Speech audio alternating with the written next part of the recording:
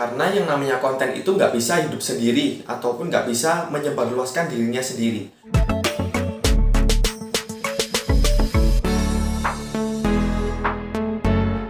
Oke, video kali ini saya mau membahas tentang dari kelanjutan video sebelumnya yang menjelaskan tentang beberapa jenis traffic yang mesti teman-teman ketahui.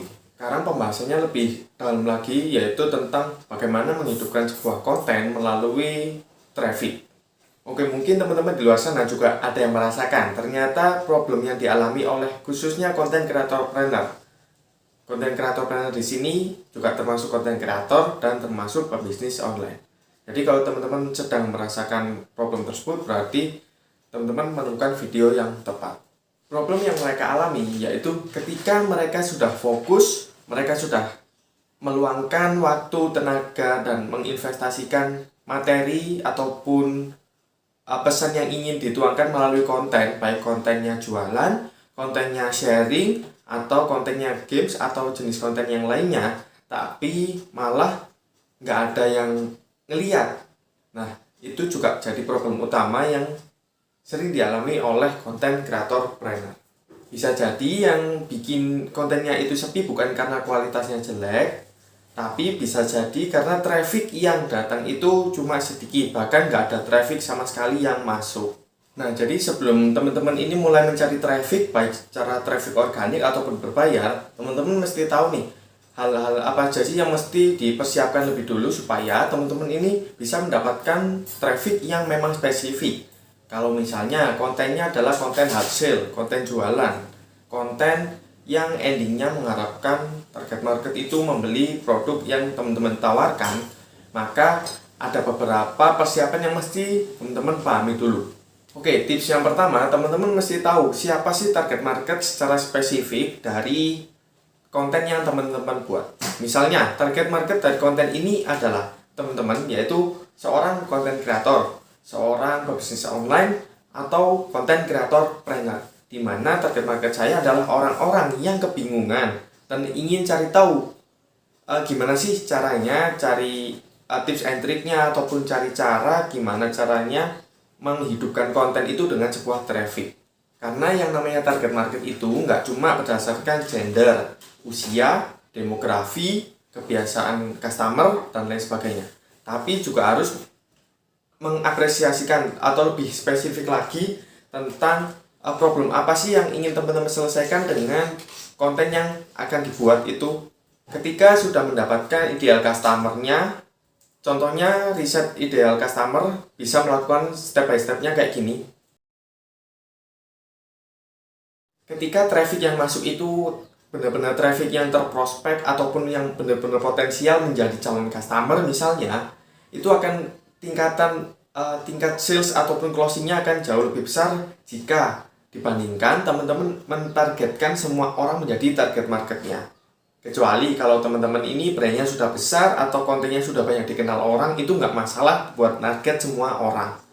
Kalau masih awam, buat nge-build dan membangun pondasinya ini, lebih baik cari yang udah spesifik itu dulu. Tips yang kedua yaitu teman-teman mesti tahu nih jenis-jenis traffic apa saja yang memang cocok untuk kebutuhan bisnis, kebutuhan konten. Oke, jadi teman-teman mesti cari tahu jenis traffic itu apa aja, lalu kelebihannya masing-masing itu apa, lalu kekurangannya itu apa aja yang mesti teman-teman sesuaikan dan cari tahu nih, oh kontenku butuhnya traffic yang ini, disesuaikan dengan kondisi teman-teman. Karena kalau kita memaksakan jenis traffic, misalnya, teman-teman ingin mendapatkan traffic secara berbayar, tapi budgetnya masih terbatas. Yang nggak bisa kita paksakan. Jadi kita mesti manfaatkan jenis traffic yang lainnya. Cari tahu lebih lengkap tentang jenis-jenis traffic, teman-teman bisa cek linknya dari kolom deskripsi di bawah. Tips yang ketiga yaitu teman-teman mesti tahu nih, target marketnya itu ada di channel mana sih, mereka itu tempatnya ada di mana sih? Entah di Instagram, di YouTube, di TikTok, di Facebook, atau di platform digital lainnya.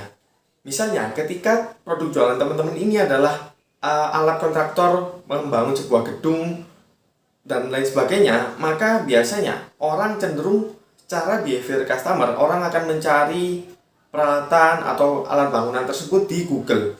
Maka teman-teman mesti buat website, buat kontennya juga di Google. Karena secara mayoritas target market akan mencari solusinya melalui Google. Kecuali kalau misalnya target market teman-teman ini adalah produk jualannya adalah skincare, produk kecantikan. Maka di platform mana aja yang target market ataupun pengguna platform tersebut adalah target market teman-teman. Kalau misalnya ada di YouTube, ya udah kepakai YouTube. Kalau di Facebook, Instagram, TikTok, kalau ada di sana, ya udah kejar mereka ke sana. Sekarang tinggal sesuaikan teman-teman ini sukanya pakai platform yang mana. Kalau memang ada di semua platform target marketnya. Kalau nggak ada, ya teman-teman mesti kejar mereka. Nggak mungkin dong ketika kita memaksakan, kita mau jualan, misalnya kita mau jualan tadi alat bahan-bahan bangunan, tapi kita pemasarannya melalui TikTok.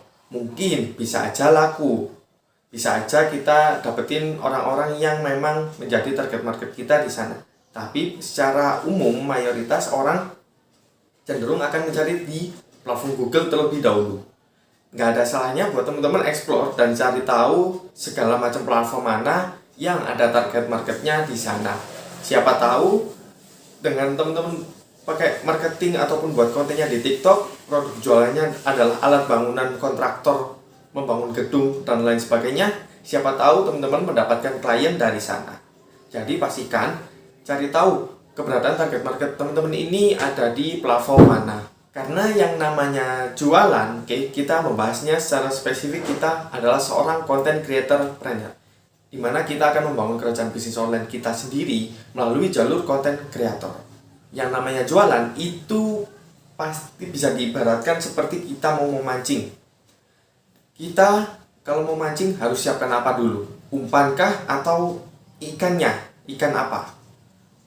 Yang pasti kita cari tahu dulu kita mau mancing ikan apa. Kalau sudah tahu nih ikan apa yang mau dipancing, kita cari tahu ikan ini sukanya umpan apa, letaknya ada di empang, di laut, atau di sungai, atau di mana. Setelah itu kita siapkan umpan dan peralatannya buat mentarget dan mendapatkan ikan tersebut. Sama halnya ketika teman-teman membangun, misalnya membuat sebuah bisnis online, kita cari tahu dulu target marketnya siapa, terus mereka itu adanya di mana sih? Nah, setelah itu kita tahu nih, kasih umpan apa yang cocok buat kita mendapatkan target market tersebut. Oke, jadi teman-teman ketika sebelum action mencari traffic, baik secara berbayar ataupun secara gratisan, mesti tahu dulu, mesti dipersiapkan dulu, dianalisis siapa aja target marketnya, habis itu jenis traffic yang cocok itu apa, dan keberadaan mereka itu ada di mana. Setelah itu, teman-teman analisis lagi, disesuaikan dengan konten yang akan dibuat. Jadi ketika membuat konten, alangkah baiknya seperti quotes yang biasa disampaikan oleh Pak Wisnu Tama. Oke, jadi beliau menyebutkan bahwa preparation is everything. Karena yang namanya persiapan, kalau persiapannya ini maksimal, dilakukan secara betul-betul dengan sebaik mungkin, maka hasilnya juga kemungkinan besar akan sangat maksimal. Beda lagi kalau teman-teman melakukannya langsung secara spontan atau nggak melakukan persiapan secara matang, maka hasil yang didapatkan juga kurang maksimal. Tinggal disesuaikan persiapan dan kebutuhan teman-teman ini seberapa padat dan seberapa perlu sih persiapan dalam membuat sebuah konten. Jangan sampai ketika teman-teman ini mulai mencari traffic, konten ini nggak siap, kasarnya ini konten ini nggak layak buat dipublikasikan. Mungkin karena isinya nggak relevan, mungkin isinya penipuan atau clickbait, atau konten yang diposting ini nggak relevan ataupun nggak dibutuhkan oleh target market, maka mereka akan scroll aja, mereka akan skip konten teman-teman. Ketika first impression dari target market pertama kali menemukan konten teman-teman, target marketnya sudah cocok, lalu keberadaan mereka sudah tepat, kita menggunakan jenis traffic yang tepat, tapi kualitas konten kita ini nggak sesuai yang diharapkan oleh mereka. Kualitas konten itu nggak melulu tentang peralatan yang canggih, tapi bagaimana tentang pesan dari suatu konten yang akan kita sampaikan ke target market kita. Intinya gimana caranya kita bisa menyampaikan pesan yang kita inginkan. Misalnya kita ingin menginformasikan produk baru di toko kita, dan target market itu nangkep hal itu. Sesimpel itu. Nggak harus Kalau misalnya kita masih awam ataupun kita masih dalam tahap merintis, kita nggak perlu dulu, ya mungkin kalau budget belum ada, kita pakai peralatan yang seadanya. Tapi target market itu bisa memahami. Intinya, isi konten itu bisa diterima oleh target marketnya. Oke, jadi yang mesti dipersiapkan adalah 3 tips tadi sebelum melakukan action mencari traffic secara berbayar dan secara organik ataupun jenis traffic yang lainnya. Dipersiapkan dulu 3 kunci ini. Yang pertama tadi, target marketnya siapa, harus spesifik. Yang kedua, jenis traffic apa yang cocok. Yang ketiga, yaitu lokasi mereka itu ada di mana aja. Setelah persiapan kita matang, setelah kita analisis, kita tahu betul siapa yang akan kita bidik, habis itu kita mulai action buat mencari trafficnya.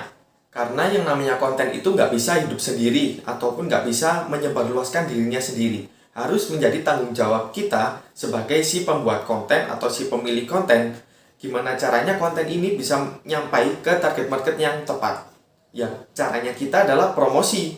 Kita mencari traffic sebanyak mungkin yang memang berpotensial dan menjadi target market kita. Siapa tahu dari prospek traffic yang sudah kita lakukan, mereka bisa minat untuk membeli produk yang kita jual. Misalnya goals kontennya adalah jualan. Itu juga di Brain Creator Book kita juga belajar nih. Kita juga kasih tahu ke teman-teman semua seberapa penting persiapan sebelum eksekusi sebuah konten. Namanya ketika ada di Brain Creator Book, kita mendesain bagaimana sih kita bisa mendisiplinkan menulis konten, mempersiapkan kebutuhan apa saja sih sebelum launching konten, dan gimana sih action membuat konten yang berhasil menggunakan metode strategi yang sudah kita sediakan. Cari tahu selengkapnya tentang Brain Creator Book. Sampai jumpa di lain video. Saya Bung Adi Marzan. Bye.